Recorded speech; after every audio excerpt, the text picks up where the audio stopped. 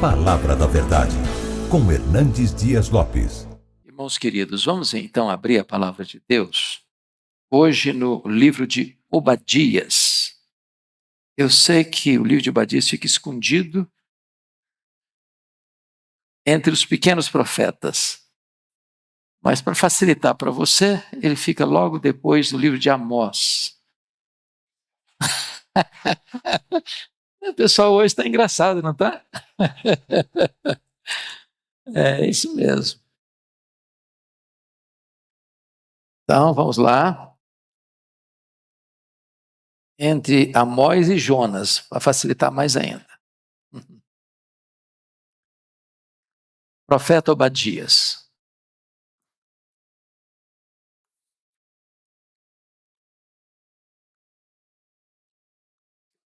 Convido você para acompanhar a leitura, então. Pode baixar um pouquinho só o retorno, por gentileza. Visão de Obadias. Assim diz o Senhor Deus a respeito de Edom. Temos ouvido as novas do Senhor, e às nações foi enviado um mensageiro que disse: levantai-vos e levantemo-nos contra Edom para a guerra. Eis que te vis pequeno entre as nações, tu és muito desprezado. A soberba do teu coração te enganou, ó tu que habitas nas fendas das rochas, na tua alta morada. E dizes no teu coração: quem me deitará por terra? Se te remontares como a águia e puseres o teu ninho entre as estrelas, de lá te derrubarei, diz o Senhor. Se viesse a ti ladrões ou roubadores de noite, como está destruído, não furtariam só o que lhes bastasse? Se a ti viessem os vindimadores, não deixariam pelo menos alguns cachos? Como foram rebuscados os bens de Esaú? Como foram esquadrinhados os seus tesouros escondidos? Todos os teus aliados te levaram para fora dos teus limites, e os que gozam da tua paz te enganaram, prevaleceram contra ti. Os que comem o teu pão puseram armadilhas para os teus pés. Não há em Edom entendimento. Não acontecerá naquele dia, diz o Senhor, que farei perecer os sábios de Edom e o entendimento do monte de Esaú.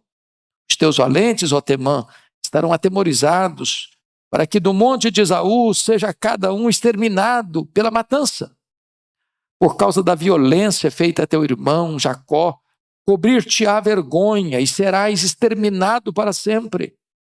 No dia em que, estando tu presente, estranhos lhe levaram os bens, e estrangeiros lhe entraram pelas portas e deitaram sorte sobre Jerusalém, tu mesmo eras um deles. Mas tu não devias ter olhado com prazer para o dia de teu irmão, o dia da sua calamidade, nem ter te alegrado sobre os filhos de Judá no dia da sua ruína, nem ter falado de boca cheia no dia da angústia. Não devias ter entrado pela porta do meu povo no dia da sua calamidade. Tu não devias ter olhado com prazer para o seu mal no dia da sua calamidade, nem ter lançado mão dos seus bens no dia da sua calamidade. Não devias ter parado nas encruzilhadas para exterminares os que escapassem, nem ter entregado os que lhe restassem no dia da angústia. Porque o dia do Senhor está prestes a vir sobre todas as nações. Como tu fizeste, assim se fará contigo. O teu mal feito tornará sobre a tua cabeça. Porque como bebestes no meu santo monte, assim beberão. De contínuo, todas as nações beberão, sorverão e serão como se nunca tivessem sido. Mas no monte Sião haverá livramento. O monte será santo, e os da casa de Jacó possuirão as suas herdades. A casa de Jacó será fogo, e a casa de José chama, e a casa de Esaú restolho. Aqueles incendiarão a este e o consumirão. E ninguém mais restará da casa de Esaú, porque o Senhor o falou. Os de Neguebe possuirão um monte de Esaú, e os da planície aos filisteus. Possuirão também os campos de Efraim, os campos de Samaria, e Benjamim possuirá a Gileade. Os cativos do exército dos filhos de Israel possuirão os cananeus até Sarepta, e os cativos de Jerusalém que estão em Serafade possuirão as cidades do sul. Salvadores hão de subir ao monte Sião para julgarem o monte de Esaú, e o reino será do Senhor. Eu quero tratar com os meus irmãos nesta noite sobre o tema os erros de uma família e a ruína de um povo. Os erros de uma família e a ruína de um povo. Bom, é sabido de todos vocês que o livro de Obadias é o menor livro do Antigo Testamento. Dos 39 livros do Antigo Testamento, este é o menor de todos. Ele é um dos profetas menores e o menor dos menores. É curioso que Obadias e Naum não são citados nenhuma vez no Novo Testamento.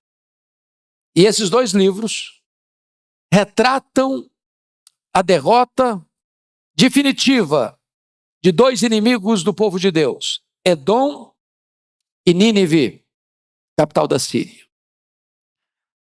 O livro de Obadias é um alerta soleníssimo para as famílias, para a igreja e para as nações. Mostra para nós que o erro hoje de uma família, se não tratado convenientemente, pode se espalhar, pode reverberar. E isso pode atingir futuras gerações e atingir nações.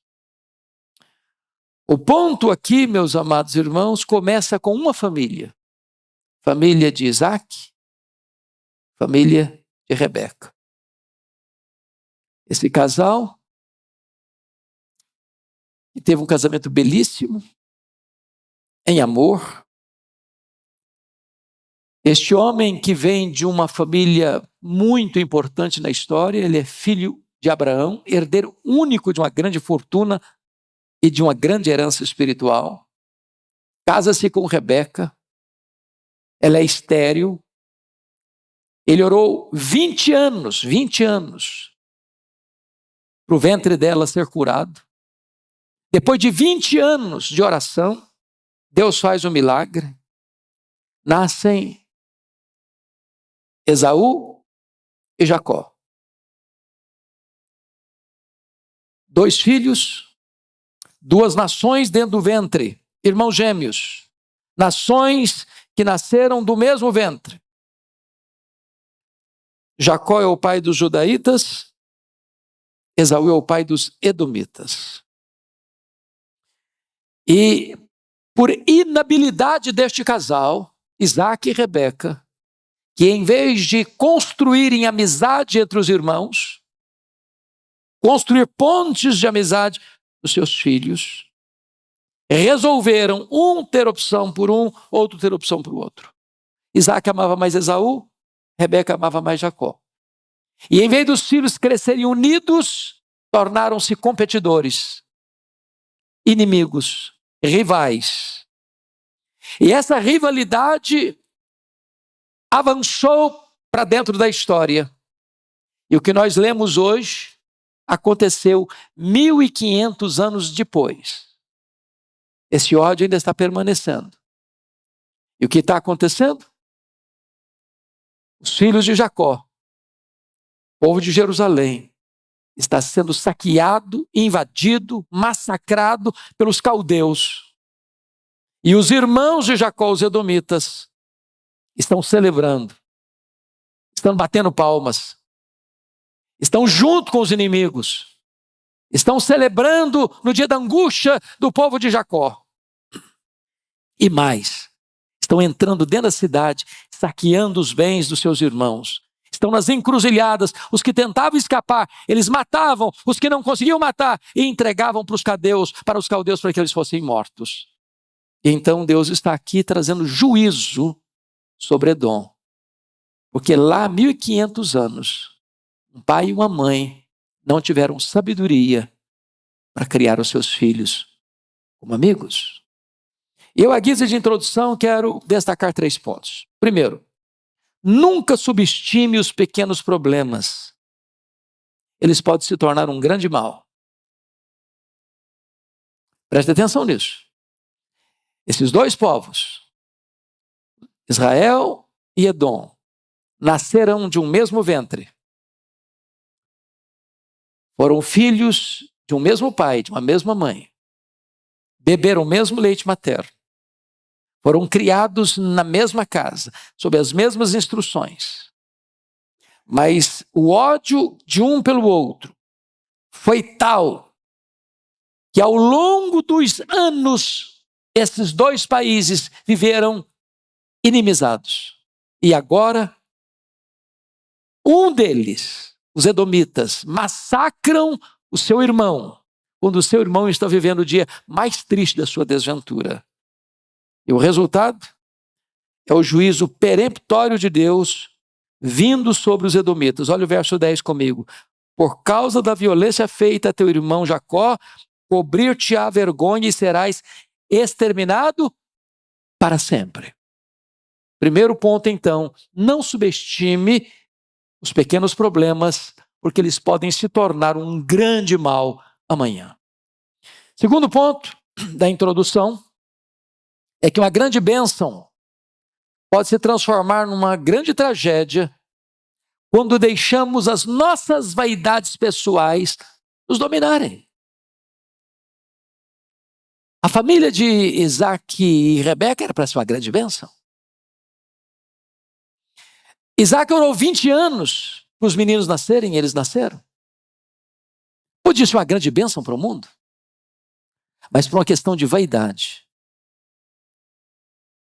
eles não souberam criar os filhos. Isaac gostava mais do Esaú, Rebeca gostava mais do Jacó, por pura vaidade pessoal. Sem qualquer orientação divina nessas preferências e predileções. E aquele casamento foi se desgastando, o casal não conversava mais, Rebeca escutava o Isaac atrás da porta, o diálogo acabou naquele lar, a inimizade se espalhou entre os descendentes, e agora nós estamos colhendo esta amarga safra da inimizade que foi plantado dentro da casa de alguém que devia servir a Deus com integridade. Terceiro ponto da minha introdução. Não tente mudar os desígnios de Deus, nem manipular a Deus. O que aconteceu? O Isaac, sabendo que Deus havia dito que o mais velho serviria o mais moço e que o projeto da redenção passaria por Jacó, ele tentou manipular e mudar isso.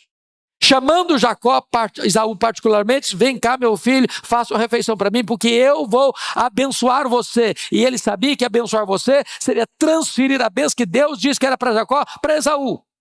Ele tentou mudar os planos de Deus. Com Deus você não tem quebra de braço e vencer não.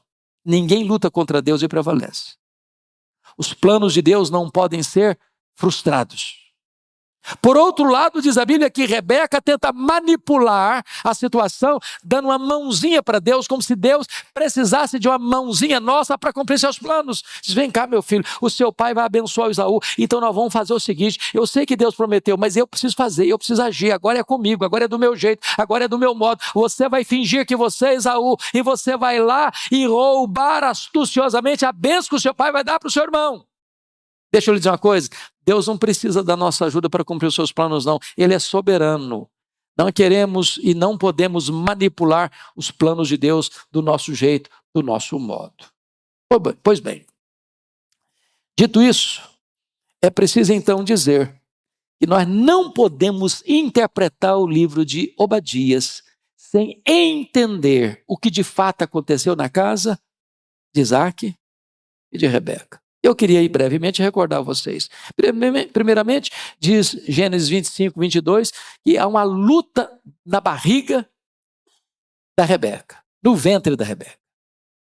Os meninos lutavam dentro do ventre dela, num prenúncio até de que duas nações brigavam dentro do ventre dela.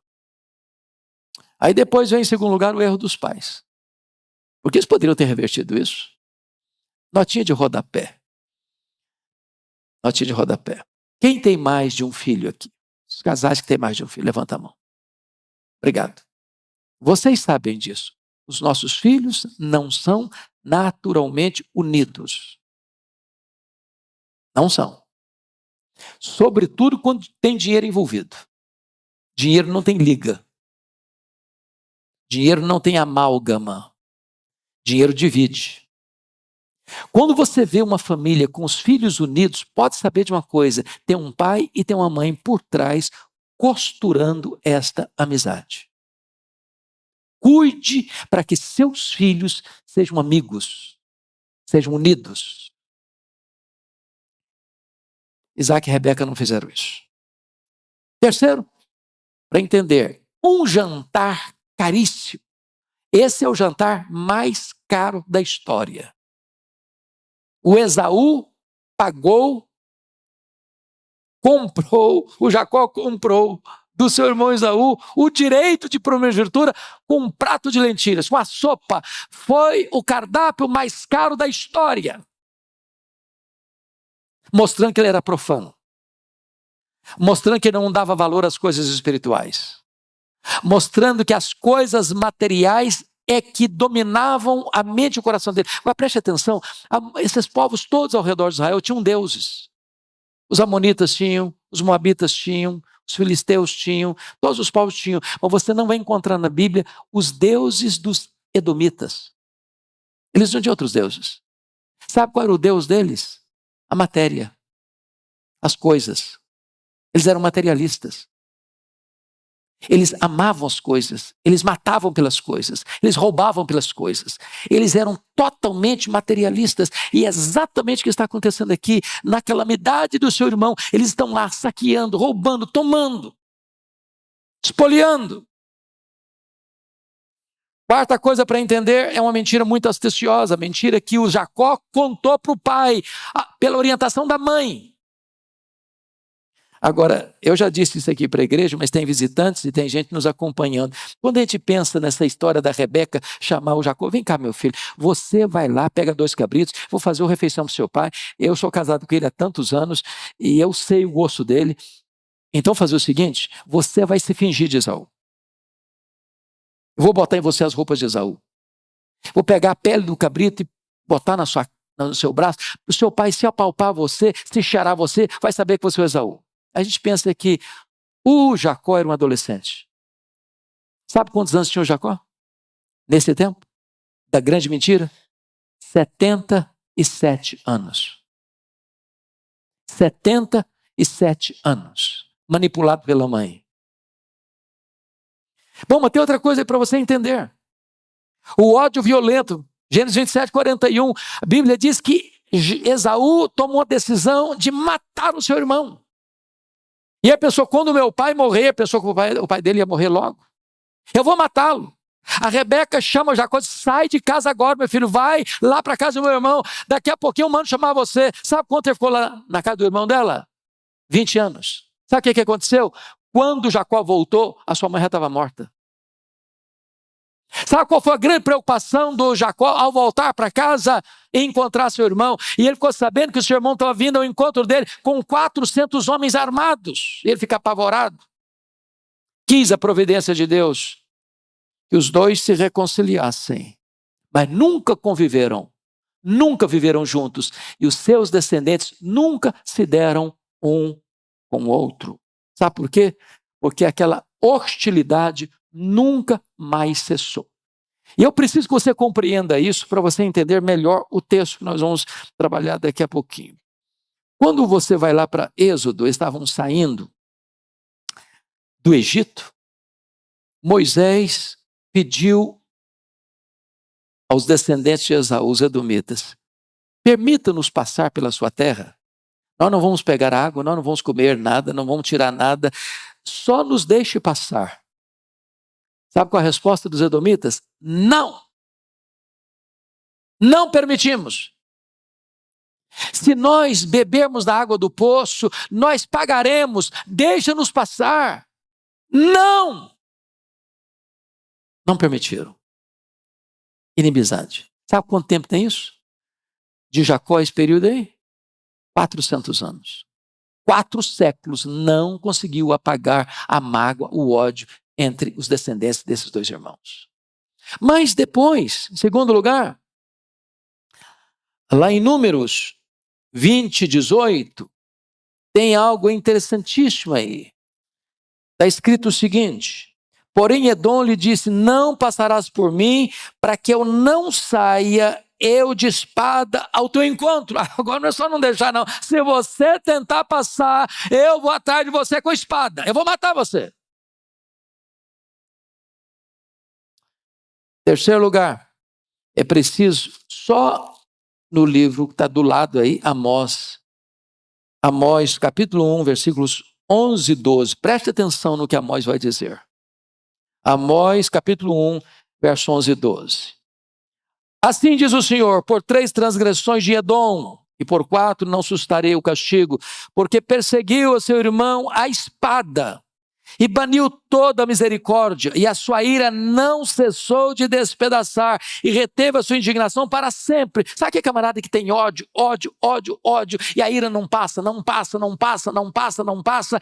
Ele está odiado hoje, está odiado amanhã, está odiado mês que vem, está odiado na próxima vida, está odiado na próxima geração. Nunca cessou de odiar. Um problema que começou lá atrás, na casa de um homem e de uma mulher crente. Mas tem mais. Se você perceber, terceiro conflito está lá em Malaquias, e é preciso entender isso para você compreender o texto de Obadias. Malaquias capítulo 1, versículos 2 a 5, está escrito o seguinte: olha o juízo de Deus. Eu vos tenho amado, diz o Senhor, mas vós dizeis, em quem nos tem amado? Não foi Esaú, irmão de Jacó? Disse o Senhor, todavia amei a Jacó, porém aborreci a Esaú, e fiz dos seus montes uma assolação, e dei a sua herança aos chacais do deserto. Se Edom diz, fomos destruídos, porém tornaremos a edificar as ruínas. Então diz o Senhor dos Exércitos, eles edificarão, mas eu destruirei, e Edom será chamada terra de perversidade, o povo contra quem o Senhor está irado para sempre. Os vossos olhos o verão, e vós direis, grande é o Senhor, também fora dos limites de Israel. Já que o seu ódio não cessa, diz Deus, então a minha ira contra você também não vai cessar. Pois bem, mas vamos para o final. Quando você vai lá para o Novo Testamento, o Império Romano domina o mundo. 63 a.C., Pompeu conquista Israel, agrega ao Império Romano. E Pompeu nomeia quem como rei? Herodes o Grande. Quem é Herodes o Grande? Membro da família Edomeia. Quem são os edomeus? Descendentes de Esaú. Qual a postura de Herodes em relação aos judeus? De ódio. Manda matar as crianças de Belém, Herodes o Grande. Herodes Antipas, o segundo Herodes, manda matar João Batista. Herodes Agripa I, manda matar o apóstolo Tiago. Herodes Agripa II, zombou de Paulo. Por pouco, Paulo me persuades a fazer um cristão. Com zombaria. Sabe o que acontece? Nunca mais você vai escutar sobre esse povo. Nunca mais. Então, nós vamos ver agora com o texto, volta lá para Obadias comigo, e vamos dar uma olhadinha quais foram as maldades que eles praticaram contra o povo de Judá, quando Jerusalém estava sendo saqueada, atacada pelos caldeus. Em primeiro lugar, confira aí comigo o versículo 10 e 11 de Obadias. Edom luta contra seu irmão em vez de defendê-lo. Leia comigo, por favor, versos 10 e 11 de Obadias. Vamos juntos? Por causa da violência feita a teu irmão Jacó, cobrir-te-á vergonha, serás exterminado para sempre. No dia em que, estando tu presente, estranhos levaram os bens, e estrangeiros entraram pelas portas, e deitaram sorte sobre Jerusalém, tu mesmo eras um deles. Estava lá, junto com os saqueadores, junto com os espoliadores, junto com os opressores, no meio deles, fazendo o mesmo que eles estavam fazendo. Luta contra o seu irmão, em vez de defendê-lo. Segundo, Edom se alegrou com a derrota de seu irmão, em vez de chorar com ele. Leia o verso 12 comigo agora, de Obadias. Versículo 12, toda a igreja comigo. Mas tu Não devias ter olhado com prazer o dia de teu irmão, o dia da sua calamidade, nem ter te alegrado sobre os filhos de Judá no dia da sua ruína, nem ter falado de boca cheia no dia da sua angústia. Meus irmãos, é muita crueldade. Você está feliz da vida porque o outro está sofrendo. Você está batendo palmas porque o outro está sendo massacrado. Está enchendo a boca de riso porque o outro está sendo destruído. Não passou em branco aos olhos de Deus. Terceiro, Edom pilhou os bens de seus irmãos no dia da sua calamidade em vez de socorrê-lo. Versículo 13, leia comigo toda a igreja, por favor. Não devias ter entrado pela porta do meu povo no dia da sua calamidade. Tu não devias ter olhado com prazer para o seu mal no dia da sua calamidade, nem ter lançado mão nos seus bens no dia da sua calamidade. Você percebeu aqui? Eles estão lá junto com os caldeus, roubando, saqueando, espoliando seus irmãos, em vez de defender os seus irmãos. Mas finalmente, Edom ajudou a matar os seus irmãos em vez de protegê-los. Olha o versículo 14, leia o 14 comigo. Não devias ter parado nas encruzilhadas para exterminar os que escapassem, nem ter entregado aos que lhe restassem. Duas coisas. Pararam na encruzilhada primeiro para quê? Para matar quem está tentando fugir. E os que tentavam e eles não conseguiam matar, capturavam e entregavam para os caldeus matarem. Então, agora eu quero fazer as aplicações para a gente terminar. Lições para a nossa vida. Primeira lição. Mostrar que Deus tem zelo pelo povo da sua aliança. Olha comigo o versículo 17. Leia o 17 comigo, você pode ler? Mas no Monte Sião haverá livramento, o monte será santo, e os da casa de Jacó possuirão as suas herdades. Preste atenção nisso. Quem está massacrando hoje? A Babilônia. Quem está massacrando hoje? Edom. Quem está sendo massacrado hoje? O povo de Judá. Naquele momento, todo mundo pensa, Judá acabou, arrasado, cidade arrasada, templo arrasado, povo passado ao fio da espada. Muitos levados como escravos para a Babilônia. Os que ficaram debaixo de opressão, de inimigos ao redor, com pobreza, com miséria, com muros quebrados, com portas queimadas, com tudo destruído. Só que Deus está no trono. E de repente aqueles que estão lá no topo da pirâmide vão escorregar e vão lá para baixo. Os que estão lá embaixo vão subir para o topo da pirâmide. Porque onde está a Babilônia hoje? Acabou. Onde está Edom hoje? Acabou. Onde está o povo de Deus hoje? Honrado pelo Senhor. Então preste atenção nisso. Quem comanda a história é Deus. Deus reverte o quadro. Deus reverte o diagnóstico. Deus muda o cenário. Segunda lição prática. Mostrar que o orgulho precede a ruína. Olha comigo os versos 2 a 5. Vamos ler de novo. 2 a 5, todos juntos. Eis que te fiz pequeno entre as nações. Tu és muito desprezado. Está falando para Edom. Para um pouquinho aqui. Não é que Edom é pequeno, não. O que está escrito aí? Eu te fiz pequeno. Eu te fiz desprezível. De Deus não se zomba. Não se brinca com Deus.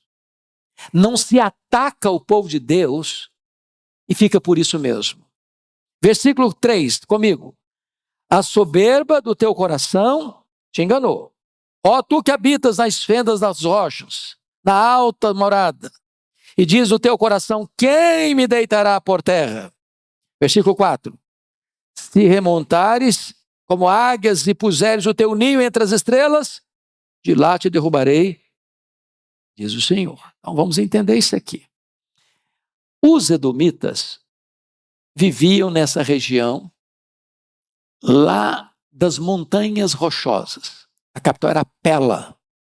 Eles achavam que ninguém jamais podia tirá-los de lá, porque Pela é uma estrutura rochosa, é uma fortaleza natural de rochas. Aí o que acontece? Os nabateus vieram e conquistaram, e transformaram a cidade de Pela, mudaram o nome de Pela para Petra. Hoje, quem viaja para Israel, um dos roteiros mais preferidos é Petra.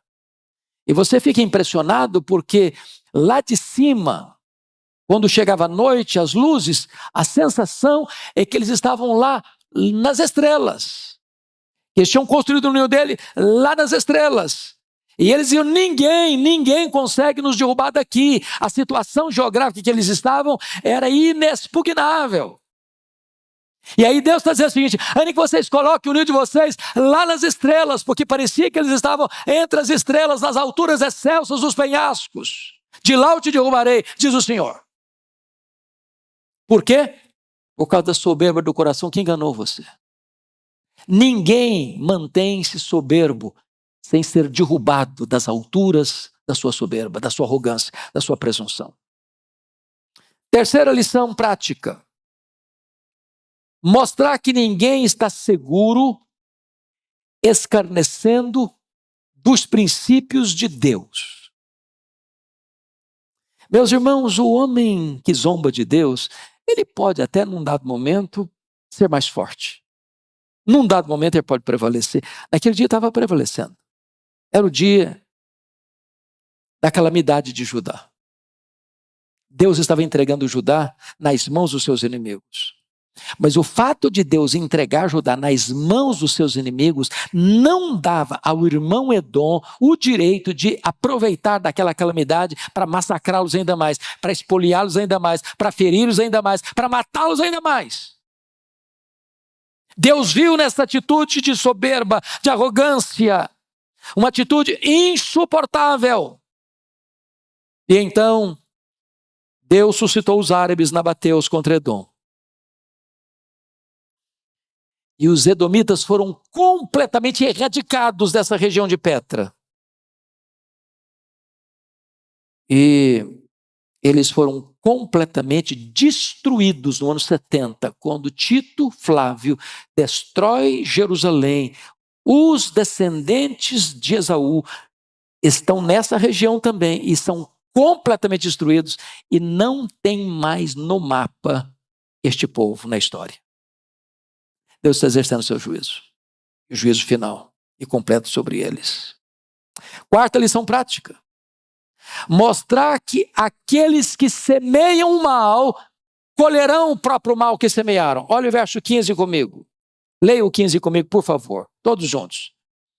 Porque o dia do Senhor está prestes a vir sobre todas as nações. Como tu fizeste, assim te fará contigo. O teu mal feito tornará sobre a tua cabeça.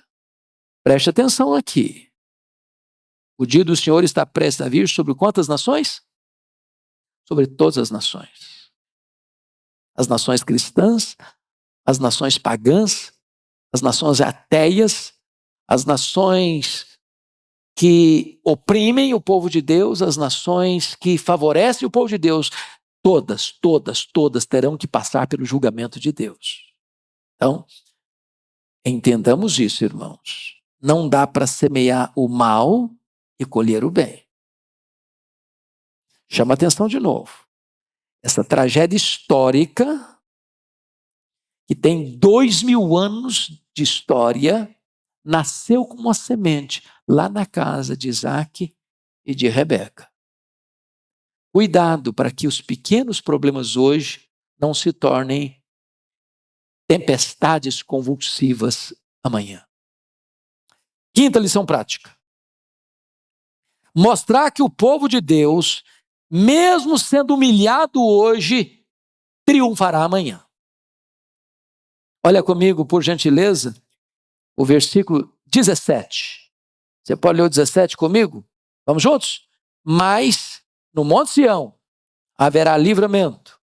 O monte será santo. E os da casa de Jacó possuirão as suas herdades. Hoje Jacó está sendo massacrado, mas amanhã o quadro vai mudar. Meus irmãos, os cristãos podem ser perseguidos, os cristãos podem ser presos, os cristãos podem ser expoliados, os cristãos podem ser martirizados, mas a vitória é de Cristo e da igreja de Cristo. O povo de Deus será honrado pelo Senhor. Finalmente, em penúltimo lugar, sexto lugar, mostrar que o reino de Deus triunfará sobre todos os reinos do mundo. Olha o verso 21 comigo, por gentileza. Toda a igreja comigo. Salvadores hão de subir ao monte Sião para julgar o monte de Esaú, e o reino será do Senhor. Isso aí me leva a Apocalipse 11:15. O reino do mundo se tornou de nosso Senhor e do seu Cristo, e ele reinará pelos séculos dos séculos. Louvado seja o Senhor. Edom caiu, mas o reino de Deus está de pé. A palavra de Deus está de pé. O povo de Deus está de pé, porque ninguém pode prevalecer contra o Deus Todo-Poderoso. Mas finalmente, fechando, último lugar, mostrar que a história está rigorosamente nas mãos de Deus. Deus está no trono. O Cordeiro venceu para abrir o livro e desatar os seus 7 selos. E o versículo 17, bem como o versículo 21, nos mostra isso, que Deus está conduzindo a história. A história não é cíclica, a história não é um caminhão sem freio ladeira abaixo, a história caminha para um telos, para uma consumação. E o reino e os reinos do mundo serão do Senhor e do seu Cristo. Na linguagem de Daniel capítulo 2, os reinos deste mundo entrarão em colapso. Na figura daquela grande estátua que Nabucodonosor mandou construir. A cabeça toda de ouro, os braços e o peitoral de prata, o ventre de bronze, as pernas de ferro e os pés de ferro e barro. E uma pedra não lavrada por mãos bate no pé dessa estátua, que representa os reinos deste mundo, e toda a estátua vira pó. E esta pedra enche toda a terra. E isso significa que os reinos deste mundo serão do Senhor e do seu Cristo. E ele reinará pelos séculos dos séculos. E a igreja dele reinará com ele pelos séculos dos séculos. Seguimos ao Deus Todo-Poderoso, ao Rei vencedor e vitorioso. A história está nas mãos do nosso Deus. Vamos orar, queridos? E a pergunta que eu faço agora a você é esta. Você tem permitido conflitos dentro da sua casa?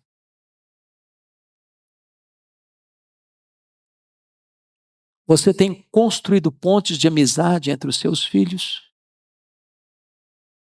Você se empenha deliberadamente para que os seus filhos sejam amigos?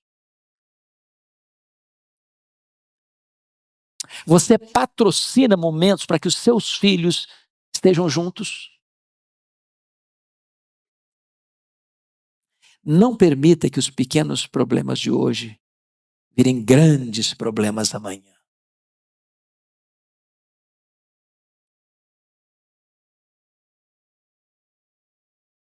Talvez você veja que hoje você tem alguma ponta de mágoa de alguém da sua casa, porque as piores brigas e as piores guerras são entre família.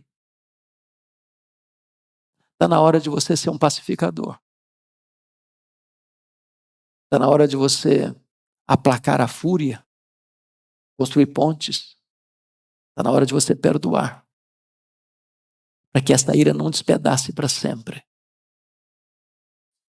Para que você hoje estanque uma barragem que, se romper, pode trazer uma grande inundação. Senhor Deus, nós todos que estamos aqui precisamos de misericórdia, de discernimento, de prudência, a fim de que as pequenas coisas, aparentemente pequenas, sejam tratadas, resolvidas, a fim de que os pequenos problemas não se tornem problemas gigantes, incontornáveis, incontroláveis lá na frente. Abençoa nossa casa, Senhor. Abençoa nosso lar. E não permita jamais que tentemos mudar os teus planos ou manipular-te com as nossas estratégias fracassadas, tolas. Por amor do teu nome, Senhor. Ajuda-nos a compreender que és soberano. Tu estás no trono. Que tu estás dirigindo a história. E que ninguém pode insurgir-se contra ti, contra o teu povo, sem sofrer severas sanções dessa loucura. Que ao mesmo tempo nós nos aquietemos nos teus braços, mesmo sabendo que tantas vezes podemos ser injustiçados, perseguidos, maltratados, acuados, acusados, perseguidos, martirizados. Mas certamente a vitória é de Cristo e do teu povo, ó Deus. E nós nos alegramos em ti nesta noite, porque numa noite missionária, onde o teu povo compreende que o campo é o mundo, nós queremos ser, Deus, esse luzeiro a brilhar. Nós queremos ser a esperança, levando a esperança do Evangelho e anunciando Cristo, que é a esperança verdadeira, a fim de que os povos se rendam a Jesus, a fim de que os povos se submetam à tua soberania, em vez de se insurgirem contra ti. Que os povos te conheçam e te adorem, Senhor, para que cumpramos assim a nossa missão de testemunhas de Cristo. Bendito é o teu nome, em nome de Jesus. Amém.